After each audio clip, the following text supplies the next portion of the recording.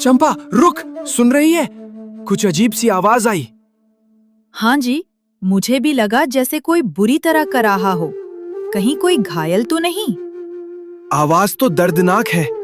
कहीं कोई जंगली जानवर तो नहीं, या किसी बेचारे का शिकार तो नहीं हो गया इस घने जंगल के किनारे? बचाओ, कोई है? मेरी मदद करो। ये तो इंसानी आवाज लग रही है। चलिए देखते हैं, कोई मुसीबत में है।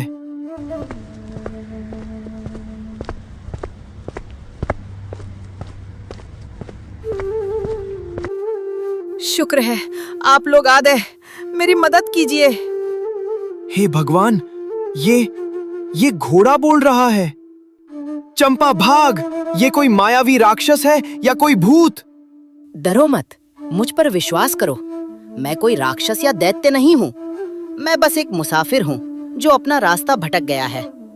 तुम्हारी ये दुनिया मेरे लिए बिल्कुल अनजान है। मैं बहुत बीमार हूँ, मुझ में चलने की भी शक्ति नहीं बची। जगदीश जी, देखिए तो इसकी आंखें, इनमें कितना दर्द है। कोई राक्षस इतनी बेबसी से नहीं देख सकता। कृपया मुझे अपने घर ले चलो। मुझे बस थोड़ा भोजन और सिर छिपाने की जगह चाहिए। मैं तुम्हें कोई नुकसान नहीं पहुंचाऊंगा। ठीक है, घबराओ मत, तुम हमारे साथ चलो। जब तक तुम्हारा मन करे हमारे घर रहना, और जिस दिन तुम्हारा मन भर जाए या तुम ठीक हो जाओ, खुशी खुशी अपने घर लौट जाना। चंपा सही कह रही है। अगर तुम मुसीबत में हो तो हम तुम्हें ऐसे मरता हुआ नहीं छोड़ सकते। आओ, मेरा सहारा लो।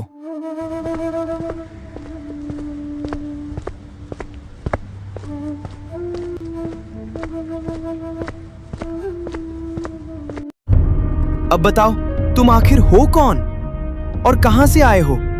मैंने आज तक अपनी पूरी जिंदगी में किसी जानवर को इंसानों की तरह बात करते नहीं सुना। मैं इस लोक का नहीं हूँ जगदीश। मैं एक दूसरे लोक से आया हूँ जहाँ सब कुछ ऐसा ही अद्भुत है। मैं बस सैर करने निकला था, लेकिन इस दुनिया की आबो हवा और रास्तों ने मुझे उलझा दिया। यहाँ की बीमारियां मेरे शरीर को झेलने की आदत नहीं है।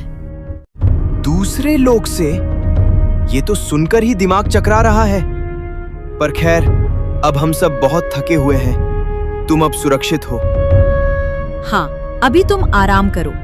शरीर को आराम मिलेगा तो कल तक बेहतर महसूस करोगे।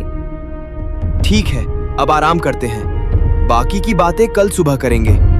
शुभ रात्रि। आप दोनों का बहुत आभार। शुभ रात्रि।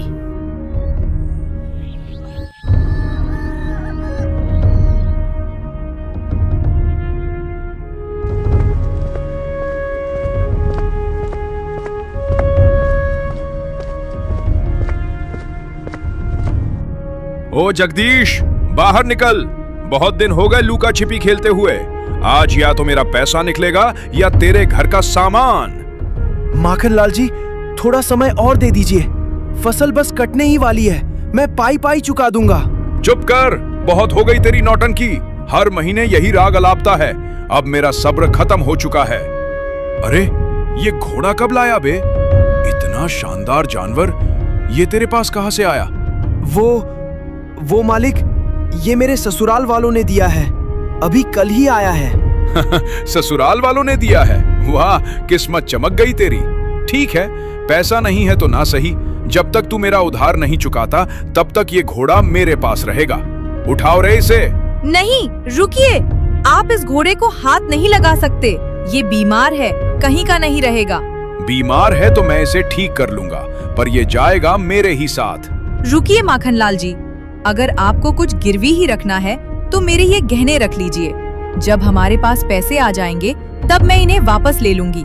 लेकिन इस बेजुबान, मेरा मतलब है इस घोड़े को मत ले जाइए। मूर्ख औरत, इस मामूली घोड़े के चक्कर में अपने सोने के गहने दे रही है। सच में दिमाग ठिकाने नहीं है तेरा। जा लेकर आ गहने। चलो रे, आज तो चांदी हो गई। घोड़ा तो बोझ होता, ये सोना ही सही है। सुनोए, अगले महीने फिर आऊंगा। अगर बाकी हिसाब बराबर नहीं हुआ तो फिर खैर नहीं।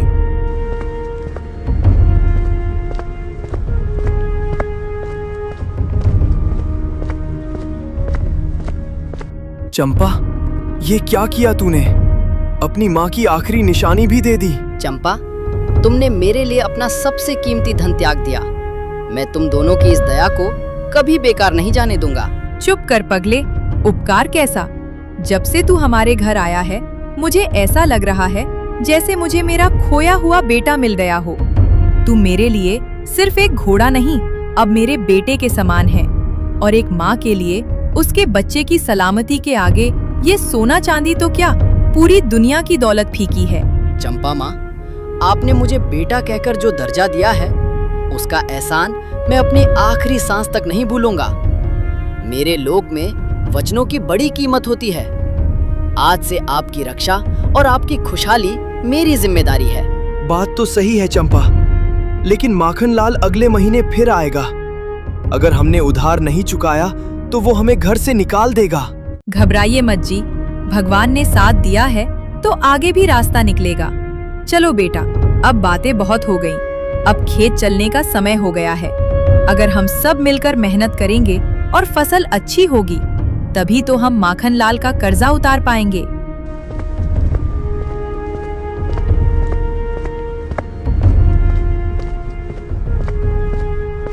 हे भगवान, मुझे माफ करना। बेटी लाडो, मुझे माफ कर देना। तेरे हाथ पीले करने की औकात नहीं रही इस अभागे बाप की। लड़के वालों की मांगे पहाड़ जैसी हैं और मेरी जेब खाली। मैं जी कर क्या करूंगा? रुकिए, रुकिए काका, ये क्या अनर्थ कर रहे हैं? काका, होश में आओ, ये क्या पागलपन है? जान देने चले थे। छोड़ दो मुझे जगदीश, मर जाने दो।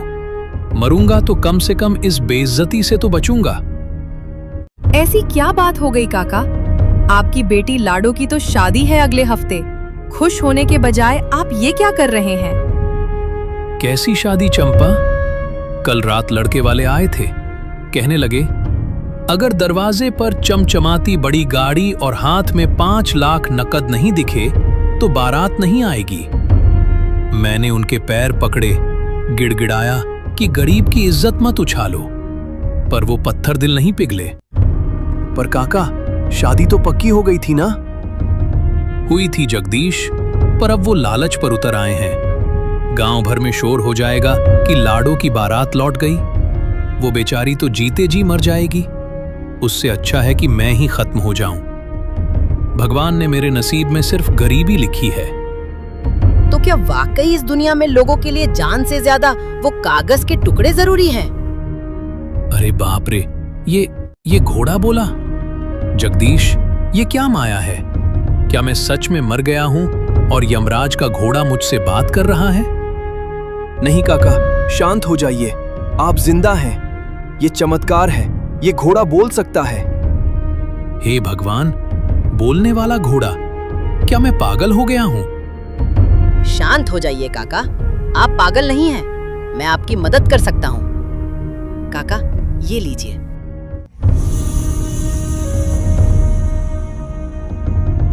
इसमें आपकी बेटी की शादी और आपकी पूरी जिंदगी के लिए पर्याप्त धन है। जाइए, अपनी बेटी के हाथ शान से पीले कीजिए। ये सच है? मैं कोई सपना तो नहीं देख रहा। बेटा, तुम जो कोई भी हो, मेरे लिए साक्षात भगवान हो। रुकिए काका, एक शर्त है। अगर आपने किसी को भी बताया कि ये पैसा कहाँ से आया या मेरे बोलने की सच्चाई किसी को भी पता चली, तो उसी पल आपकी बेटी विधवा हो जाएगी।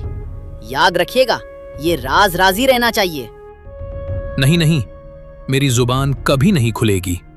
मैं अपनी बेटी की खुशियों पर कभी आंच नहीं आने दूंगा। आपका ये एहसान मैं कैसे चुकाऊंगा?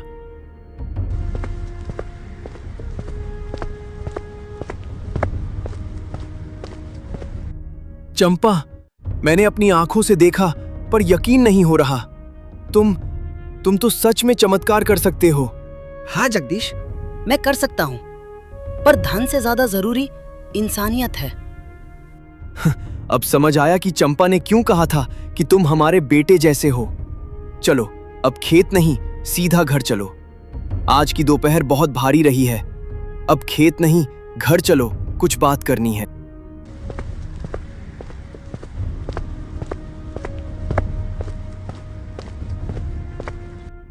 अरे आप लोग वापस क्यों आ गए? अभी तो सूरज सिर पर चढ़ा है। खेत का काम कौन करेगा? फसल नहीं काटेंगे तो कर्ज कैसे चुकेगा? अरे चंपा, अब खेत और फसल की चिंता छोड़। तूने देखा नहीं इस घोड़े ने काका के लिए क्या किया? ये जादुई घोड़ा है चंपा। ये हमें जितना चाहे उतना पैसा दे सकता है। अब हमें मेहनत करने की जरूरत नहीं। रुकिए जगदीश जी, शायद आपको कोई गलतफहमी हुई है। मैं कोई सोने की खान नहीं हूँ। मैं किसी एक इंसान की सिर्फ एक ही इच्छा पूरी कर सकता हूँ। मैंने अपनी शक्ति का उपयोग उस बूढ़े किसान के लिए कर दिया क्योंकि उसकी जान दांव पर थी। अब आप बताइए, आपकी सबसे बड़ी इच्छा क्या है? क्या तुम मेरे मरे हुए बेटे को वापस ला सकते हो? क्या इस दुनिया में ऐसा मुमकिन है? रुकिए, मुझे अपनी दिव्य दृष्टि से देखने दीजिए कि क्या इस पृथ्वी पर ऐसी कोई जगह है जहां से मरे हुए लोगों की रूह को वापस लाया जा सके। ओम नीलगिरि शिखर वासिनम पितृलोक द्वार रक्षकम। रास्ता मिल गया है। हमें सुदूर दक्षिण में स्थित नीलगिरि पर्वत जाना होगा। वहां एक प्राचीन और विशाल पूर्वज वृक्ष राज हैं। वहीं मरे हुए लोगों को वापस लाने का मार्ग बता सकते हैं। बोलो जगदीश, क्या तुम इस कठिन यात्रा के लिए तैयार हो? क्या हम चलें?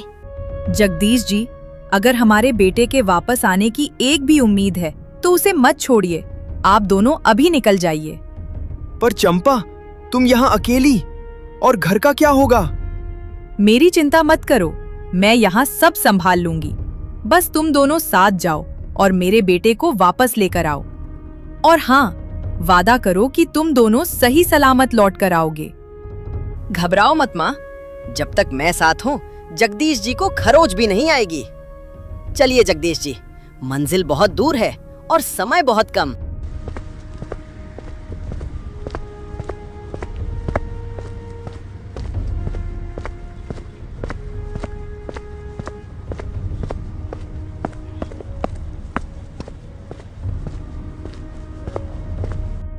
रुक जाओ भाई, अब मुझसे एक कदम भी नहीं चला जा रहा। पांव जवाब दे रहे हैं और गला सूखकर काटा हो गया है। नीलगिरी अभी कितनी दूर है? जगदीश जी, हिम्मत मत हारिए, पर मुझे कुछ ठीक नहीं लग रहा। मैं सूंघकर बता सकता हूँ कि यहाँ हवा में जहर है। यहाँ कोई ऐसी काली शक्ति है जो नहीं चाहती कि हम आगे बढ़े।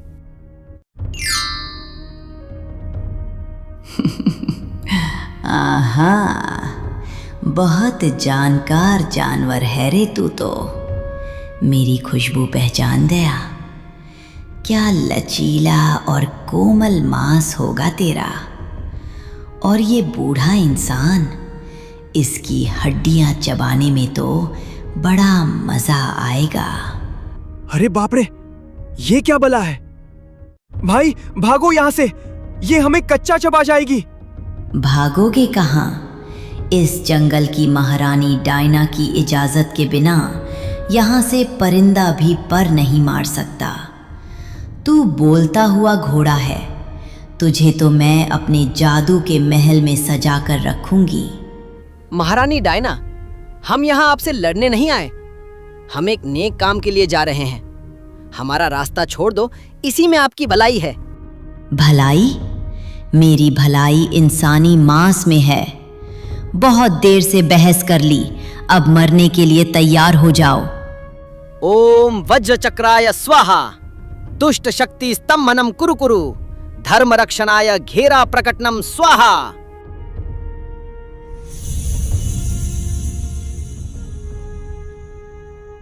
ये क्या किया? छोड़ मुझे। ये कैसा तिलिस्म है? मैं इस घेरे से बाहर क्यों नहीं निकल पा रही? ये धर्म का घेरा है डायना। जब तक तुम्हारे मन में पाप और मांस की भूख रहेगी, तुम इस घेरे को पार नहीं कर पाओगी। जिस दिन तुम अपने आप को पूरी तरह सुधार लोगी और दूसरों को सताना छोड़ दोगी, ये घेरा अपने आप गायब हो जाएगा। तुमने तो इसे बिना छुए ही कैद कर दिया।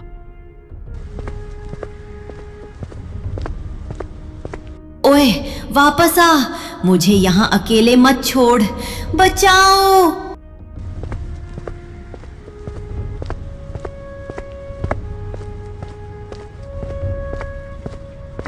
ठहर जाओ तिनको।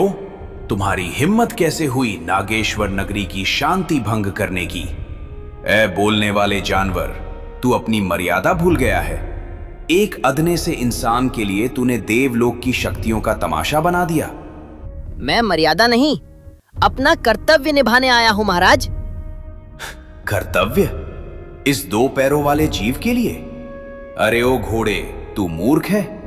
ये इंसान वही प्रजाति है जो अपनी कुल्हाड़ी की धार तेज करने के लिए मेरे भाइयों को काट डालते हैं। ये तुम्हें प्यार नहीं करते, ये सिर्फ तुम्हारी ताकत का इस्तेमाल करते हैं। आज तू इसके काम आ रहा है तो ये तुझे बेटा कह रहा है, कल तू लंगड़ा हो जाएगा तो यही जगदीश तुझे सड़क पर छोड़ देगा। छोड़ इसे और अपने लोक वापस जा, वरना मैं तुझे यहीं राख कर दूंगा। आप मुझे डरा नहीं सकते। मैंने चंपा माँ की आंखों में वो ममता देखी है जो इस सृष्टि में सबसे बड़ी शक्ति है। अगर इंसान में बुराई है तो उनमें दया भी है। मैं इनके लिए राग होने को भी तैयार हूं। और तू, ए लालची इंसान, तू यहां अपने बेटे के मोह में आया है या इस घोड़े की जादुई शक्तियों का फायदा उठाने? सच बोल, अगर तू अभी इस घोड़े को यहीं छोड़ दे तो मैं तुझे दुनिया का सबसे अमीर आदमी बना दूंगा। इतना सोना दूंगा कि तेरी 7 पीढ़ियां राज करेंगी। क्यों एक जानवर और एक मर चुके बच्चे के लिए दर दर भटक रहा है? बोल, क्या चाहिए, सोना या ये घोड़ा? वृक्षराज, आप मुझे भड़काने की कोशिश मत कीजिए। आपका सोना मेरे किसी काम का नहीं अगर मेरा परिवार मेरे साथ न हो। ये घोड़ा मेरा हमसफर है, मेरी जान है, और मेरा बेटा, वो मेरा लालच नहीं, मेरा कलेजा है। मुझे आपका खजाना नहीं चाहिए, मुझे मेरा बेटा और इस घोड़े का साथ चाहिए। तुम दोनों पगली परीक्षा में पास हुए। तुम्हारा इरादा नेक है और तुम दोनों का जुड़ाव स्वार्थ से ऊपर है, लेकिन नागेश्वर नगरी के द्वार पार करने के लिए तुम्हें मेरी दूसरी परीक्षा, बुद्धि परीक्षा से गुजरना होगा। तुम दोनों को एक एक सवाल का जवाब देना होगा। अगर गलत दिया तो पत्थर के बन जाओगे। पहला सवाल तुझसे, वो क्या है जो रोशनी में तो तुम्हारा साथ देती है पर अंधेरा होते ही साथ छोड़ देती है? परछाई महाराज। दूसरा सवाल, वो क्या है जो बीमार नहीं होती फिर भी उसे गोली दी जाती है? बंदूक महाराज। अद्भुत। साहस के साथ साथ बुद्धि का मेल दुर्लभ है। तुम दोनों ने साबित कर दिया कि तुम इस जादुई दुनिया के रहस्य जानने के हकदार हो। जाओ, वो सामने दिख रही सुनहरी गुफा ही तुम्हारी मंजिल है।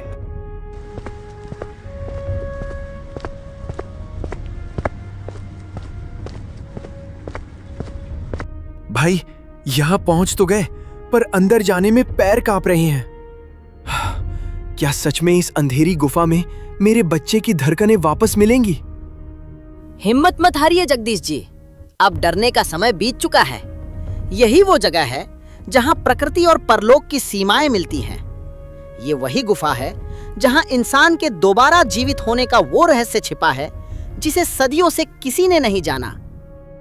इस रोशनी में एक अलग ही खुशबू है, बिल्कुल वैसी ही जैसे मेरे बेटे के कपड़ों से आती थी।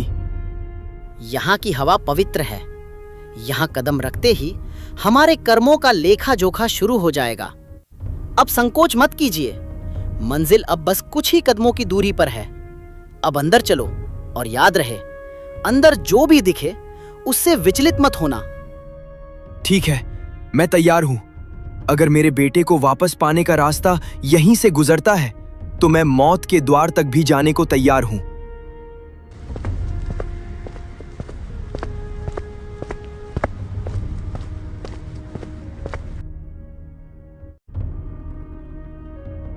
ये क्या भाई, हम इतनी दूर, इतनी मुश्किलों को पार करके यहां आए और यहां सिर्फ एक कांच का टुकड़ा है। क्या ये आईना मेरे बेटे की जान वापस लाएगा? ऐसा नहीं हो सकता। ठहरिए जगदीश जी, जल्दबाजी मत कीजिए। ये कोई मामूली कांच नहीं, ये त्रिकाल जादुई आईना है। हमारे हर प्रश्न का उत्तर इसी के पास है, लेकिन अभी ये सुप्त अवस्था में है। इसे जागृत करना पड़ेगा, तभी ये हमसे बात करेगा। कौन है जिसने मुझे युगों बाद पुकारा है? बोलो, पहले अपनी पहचान बताओ, तभी मैं तुम्हारे सवालों के जवाब दूंगा। मैं जगदीश हूं, एक साधारण किसान जो अपने मरे हुए बेटे की भीख मांगने आया है। और तू, ए दिव्य प्राणी, तू कौन है? मुझे अपना नाम और लोग तो याद नहीं, पर इतना पता है कि मैं एक माँ का बेटा हूँ, इस बाप का साथी हूँ और एक भाई की हिम्मत हूँ। अद्भुत, तुमने अपनी आत्मा की पहचान बताई है। तुम्हारी इस सच्चाई से मैं बहुत खुश हूं। पूछो जो पूछना है, आज तुम जो भी बोलोगे वही होगा। बस एक बात बता दो, मेरा बेटा वापस कैसे आएगा? मुझे क्या करना होगा? ध्यान से सुनो, यहां से उत्तर की ओर अमर कुंड है। वहां जाकर तुम्हें जीवन की भीख मांगनी होगी। अगर तुम्हारी पुकार सच्ची हुई तो कुंड तुम्हारे बेटे को वापस कर देगा। और मेरे बारे में बताओ आईने, मेरे असली मालिक कहाँ हैं? क्या वो मुझे कभी ढूंढ पाएंगे? तुम्हारे मालिक पृथ्वी लोक पर आ चुके हैं। वे व्याकुल होकर तुम्हें हर जगह ढूंढ रहे हैं। वे तुम्हें वापस अपने लोक ले जाने के लिए बढ़ रहे हैं। भाई, अब वक्त बर्बाद नहीं करना चाहिए। हमें अमर कुंड की ओर भागना होगा।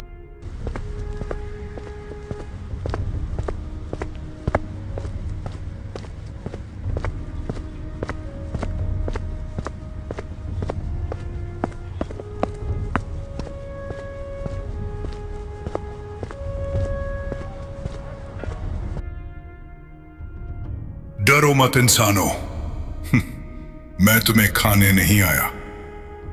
मुझे पता है तुम दोनों अमरकुंड जा रहे हो, पर वहां पहुंचने से पहले तुम्हें मुझसे गुजरना होगा। तुम कौन हो और हमारा रास्ता क्यों रोक रहे हो? मैं भी कभी तुम्हारी तरह एक इंसान था, लेकिन एक भयानक श्राप ने मुझे इस रूप में बदल दिया। आज सदियों से मैं यहां भटक रहा हूं। मैं मरना चाहता हूं, मुझे मौत चाहिए, पर आज तक कोई मुझे मार नहीं पाया। जो भी आता है उसे मैं अपनी रक्षा में मार देता हूं। क्या तुम मुझे मार दोगे? मुझे इस नर्क से आजाद कर दोगे? ये कैसा अजीब और डरावना श्राप है। कोई मरना क्यों चाहेगा? मैं इस श्राप को जानता हूँ। इसे अमर अहंकार का श्राप कहते हैं। ये उस इंसान को लगता है जिसे अपनी शक्ति पर बहुत घमंड हो जाता है। पहले ये उसे अजेय शक्ति देता है और बाद में वही शक्तियां उसे मरने नहीं देती। शरीर सड़ने लगता है पर आत्मा कैद रहती है। हाँ घोड़े, तुमने सही पहचाना। अब और सहन नहीं होता, मुझे मार दो। हट जाओ हमारे रास्ते से। मैं यहाँ जीवन की भीख मांगने आया हूँ। मैं नहीं चाहता कि मेरे हाथों किसी की जान जाए। मैं हत्यारा नहीं बनना चाहता। तुम पहले ऐसे जीव हो जिसने मुझे बोला कि मैं मर सकता हूं। अब या तो मुझे मुक्ति दो या फिर लड़ने के लिए तैयार हो जाओ। मारो या मरो। अगर तुम मुझे नहीं मारोगे तो मैं तुम्हें आगे नहीं बढ़ने दूंगा। ठीक है, अगर तुम्हारी मुक्ति का यही एक मार्ग है तो मैं तुम्हें इस कष्ट से आजाद करता हूं। ओम पूर्णमदः पूर्णमिदं देह बंधनम विमोचय स्वाहा आत्मा ज्योति स्वरूपेण पंचतत्वे विलीयताम।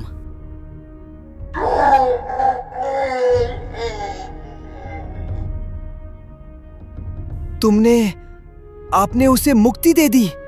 ये वध नहीं था जगदीश जी, ये एक भटकती रूह का उद्धार था। चलिए, अमरकुंड अब यहाँ से बस एक ढलान की दूरी पर है।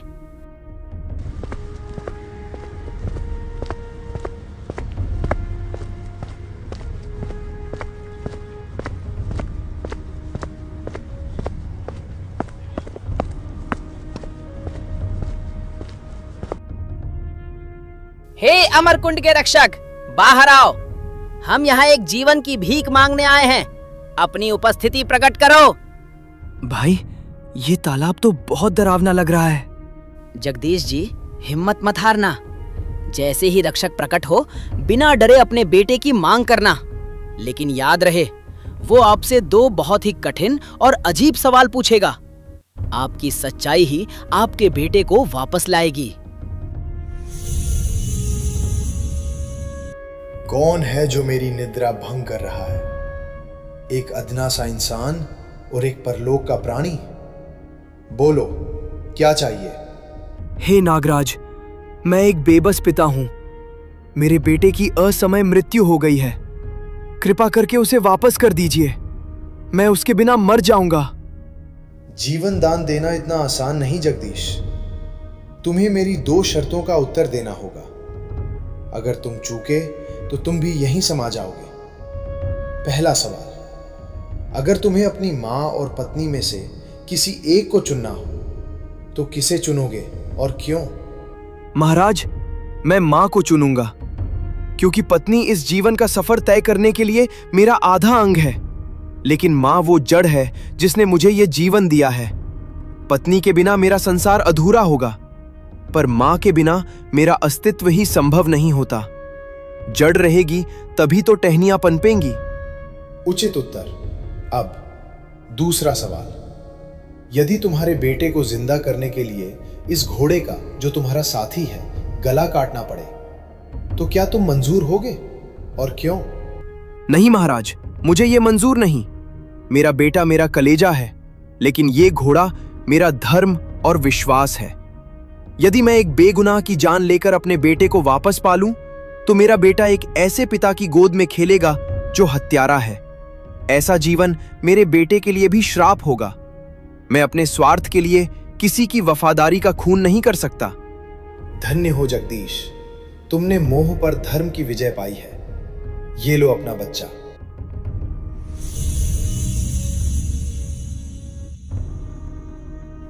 तुम्हारी सच्चाई ने इसे वापस कर दिया है। अब एक क्षण भी यहां मत रुकना। अपने बेटे को लो और यहां से तुरंत निकल जाओ। और याद रखना, पीछे मुड़कर मत देखना। अगर मुड़कर देखा तो वो फिर से पत्थर का बन जाएगा। जाओ।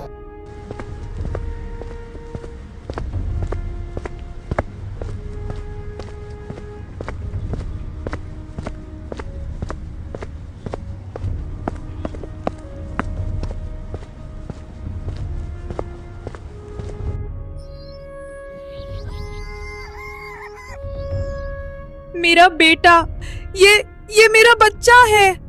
हे छठी मैया, क्या मैं सपना देख रही हूँ? मेरा लाल, तू वापस आ गया। जगदीश जी, आपने तो चमत्कार कर दिया। मेरी सूनी गोद फिर से भर गई। ये मैंने नहीं चंपा, इस घोड़े ने किया है। अगर ये साथ न होता तो आज मैं भी ना होता और ना हमारा बच्चा।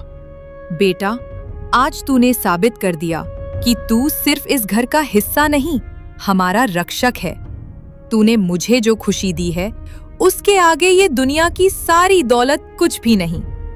तेरा ये एहसान मैं कैसे उतारूंगी? माँ, आपने मुझे बेटा कहा था, बस वही मेरा इनाम है। आज इस घर की खुशियां देखकर मेरा सफर सफल हो गया। चंपा, अब बस। आज जितनी बातें और जितना सफर हुआ है, उसे सहने की ताकत अब बची नहीं है। मेरा रोम रोम दुख रहा है और नींद मेरी आंखों को खींचे जा रही है। हाँ जी, आप बहुत थक गए हैं। जाइए, अब आराम कीजिए। भाई, तुम भी आराम करो। आज की रात सुकून की रात है। कल सुबह उठेंगे तो नई शुरुआत करेंगे। कल ढेर सारी बातें करेंगे कि अब आगे क्या करना है। अभी के लिए मुझे सोने दो।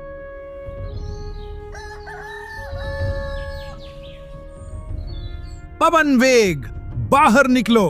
तुम्हारे वनवास का समय समाप्त हुआ। अब तुम्हें ये घर और ये लोग छोड़कर मेरे साथ वापस चलना होगा। गुरुदेव, आप आ गए।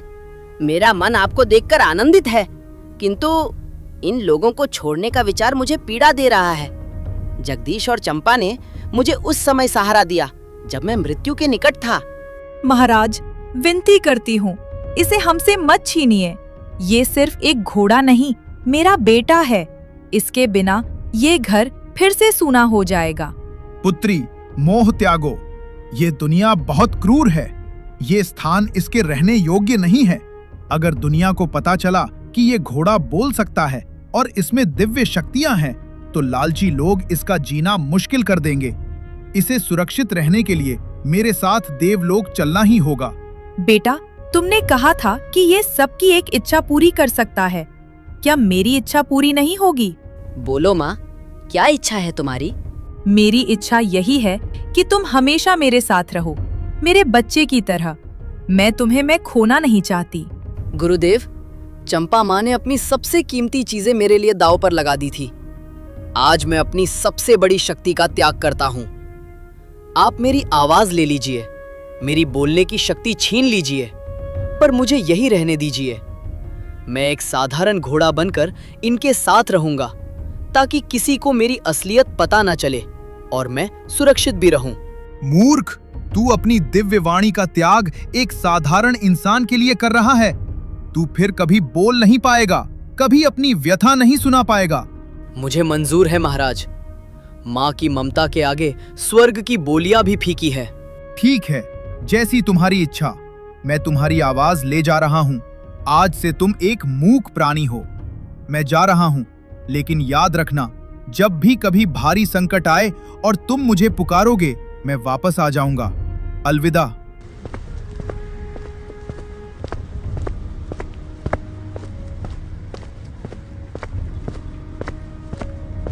मेरा बेटा, तूने हमारे लिए इतना बड़ा बलिदान दे दिया।